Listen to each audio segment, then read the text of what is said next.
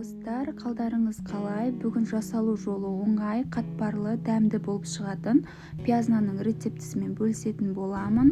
Менімен бірге жасаңыздар және каналыма тіркеліп лайк басуды ұмытпаңыздар. Алдымен қамырымызды дайындаймыз. Ұнымызға тұз, ашытқы, сұйық май, жұмыртқа, су қосып, жұмсақ қолға жабыспайтын қамыр илейміз. Қамырымыз қатты немесе қатты жұмсақ болып кетпеу керек, яғни орташа болу керек, жайғанымызға ыңғайлы болу үшін.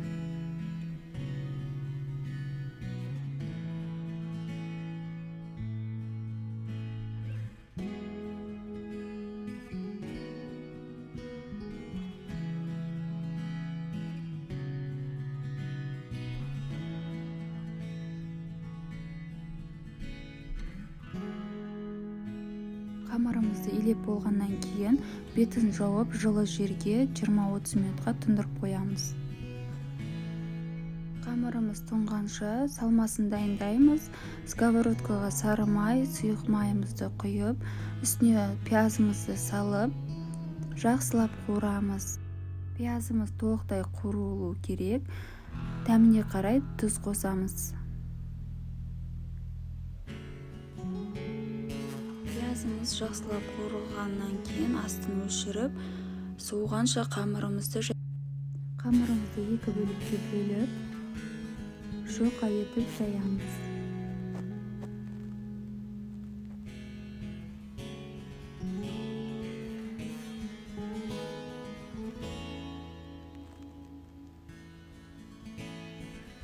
Қамырымызды қатты жұқа етіп жайғаннан кейін пиязымызды салып, жан-жағына жайғастырып, қамырымызды рулет етіп ораймыз.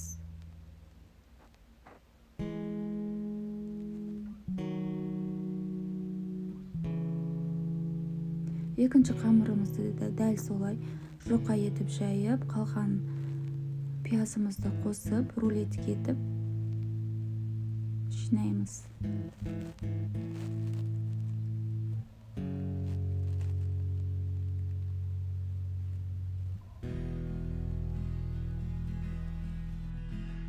Табамызға май жағып, пиязнанымызды орналастырамыз.